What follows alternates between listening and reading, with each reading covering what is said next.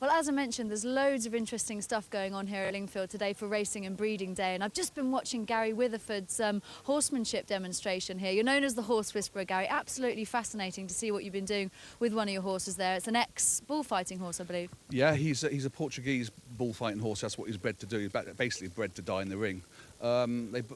He came to me about when he was a 3-year-old. He's now 16, so 13 years ago. And I've left him completely raw as he is, because it shows the general public how a real raw horse looks like and what it can do.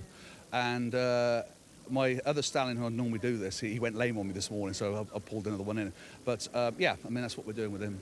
And you've obviously retrained him, brought him back, and you were demonstrating some of the skills you used. Just explain a little bit about what you've been doing with him and what you've been showing the crowd today. Well, it's basically it's getting the animal to control the horse from a distance, to get the animal to turn away from me, turn into me, and get the animal to come to me without being restrained or held onto. And then I got him to walk over some plastic, and then I wrapped him up in some plastic, and then I did something for the first time I've ever done in public. Is because I'm so. What's the word? It's not annoyed, but so every day you pick up the paper and you're reading about the sticks and how jockeys beats horses and yourself. Now, media people, you know, they're there on the TV saying about how jockeys beat horses. Jockeys love horses. You know, they're not in the trade in the game if they didn't love horses. I mean, I had a winner yesterday, my first own bred horse, and I mean, he's like a dog with two tails today. He knows he's won, and he's, you know, hey, he's jumping and kicking, and he had like Seb Saunders run. He's a good strong jockey. You know, he slapped him 3 times, and it's not a slap, it's more of a noise.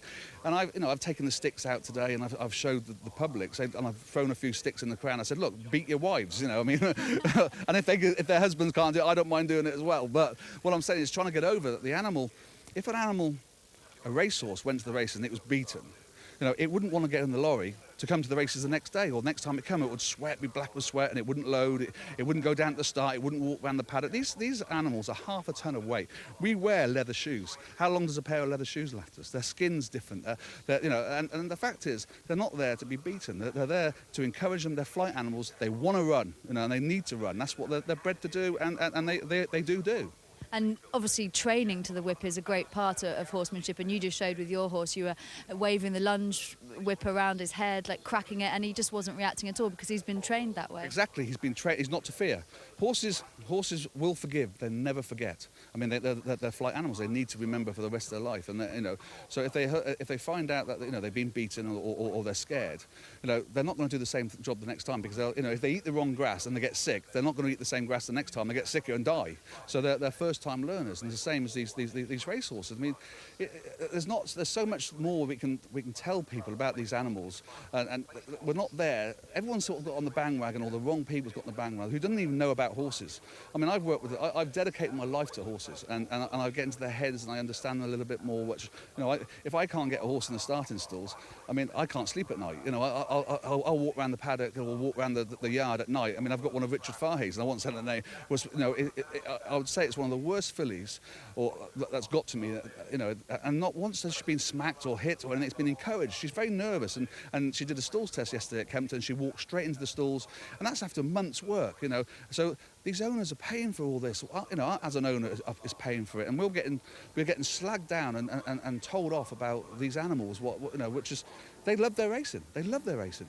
And you proved today, a few of the crowd were cracking one of those air cushion whips, proving that it was absolutely no pain felt by many of them, and it was fine, which is great because it's getting out there in the public perception. But what do you say to people that say, well, why do we have the whip at all? Why can't we all ride a race hands and heels?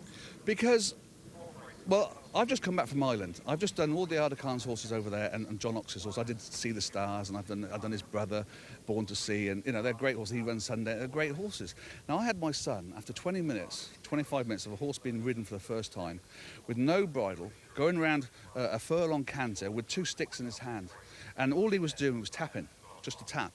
And that horse was changing, flying changes as a yearling, was flying from one foot to the other without even a rein being contacted. So it's like a steering wheel to a jockey.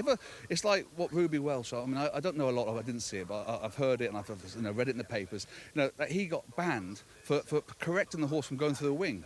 Now, these are half a ton of horses, and all it is a slap to come off the wing, or you're going to go through it and either bring somebody down, and they're getting banned for it. They're getting chucked out and losing. I mean, who's suffering here? The owners are suffering. The trainers are. The trainers are suffering. Everyone's suffering, bar whoever's making these rules up.